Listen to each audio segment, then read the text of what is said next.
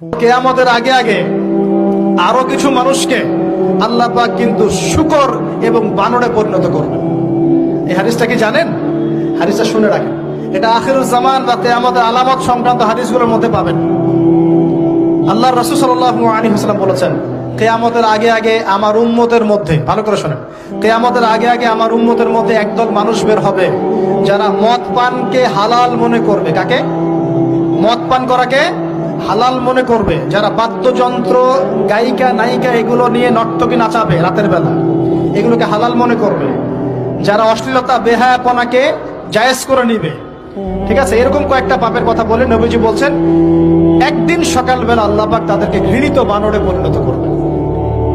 এটা হবে সামনে, কখন কিভাবে হবে আল্লাহ ভালো জানে। এবার আমি কনসেপ্টে চলে আসি। এই যে পৃথিবীতে নেমে আসলাম, তাহলে আমরা কোত্থেকে আসছি ভাই? আমরা কি পৃথিবীর অধিবাসী ছিলাম? আমরা জান্নাতে ছিলাম, ওখান থেকে আল্লাহ পাক পাঠিয়েছেন। এবার পৃথিবীতে এসে আদম আলাইহিস সালামের যুগে খুব একটা দুর্ঘটনা ঘটে নাই, একটা ঘটেছে। কয়টা? একটা। ভাই হাবিলের কুরবানি কবুল হয়, কাবিলের অন্তর্দাহ হয়, জ্বালা হয়। কেন হাবিলেরটা কবুল হবে, কাবিলের কেন হচ্ছে না? এই হিংসার বশবর্তী হয়ে কাবিল হাবিলকে হত্যা করে ফেলে। হত্যা করে লাশটা দাফন করার পদ্ধতিও তার জানা ছিল না। আল্লাহ কাককে পাঠালেন, কাককে দেখে সে শিখল। প্রথম দুর্ঘটনা হচ্ছে হাবিল কাবিলের দুর্ঘটনা। বলে রাখি, আজকেও নিজের ভাইয়ের বেশে বহু কাবিল মুসলিম সমাজের মধ্যে ঘুরে বেড়ায়। নিজের ভাইয়ের লেবাসে, পোশাকে, সুরতেই বহু কাবিল এখনো কিন্তু মুসলিম সমাজে ঘুরে বেড়ায়। তো আমরা কাবিলদেরকে কাবিলের পরিণতি সম্পর্কে সচেতন করতে চাই। হাবিল বলেছিল, তুমি যদি আমাকে মারতে আসো, আমি তোমাকে মারার জন্য হাত বাড়াবো না।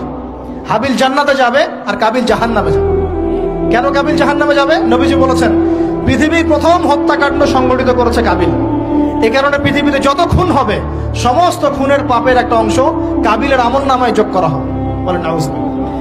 একটা কথা মনে রাখবেন, সদকায়ে জারিয়া যেমন আছে, গুনাহে জারিয়াও আছে।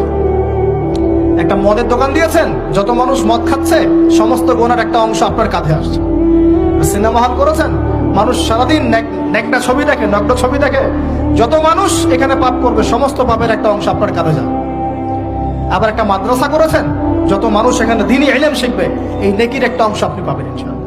মরে গেলেও কবরে পাবেন ইনশাআল্লাহ। আল্লাহ পাক আমাদের সবাইকে সদকায়ে জারিয়া করার তৌফিক দেন, গুনাহে জারিয়া থেকে বাঁচিয়ে রাখুন। খুব খেয়াল রাখবেন, আল্লাহ পাক আমাদের হেফাজত করুন বলি আমিন। এবার ওই যুগ শেষ, নূহ আলাইহিস সালামের যুগ। এই যুগে আল্লাহর একই সুন্নাত। নূহ আলাইহিস সালাম 950 বছর দাওয়াত দিলেন, 40টা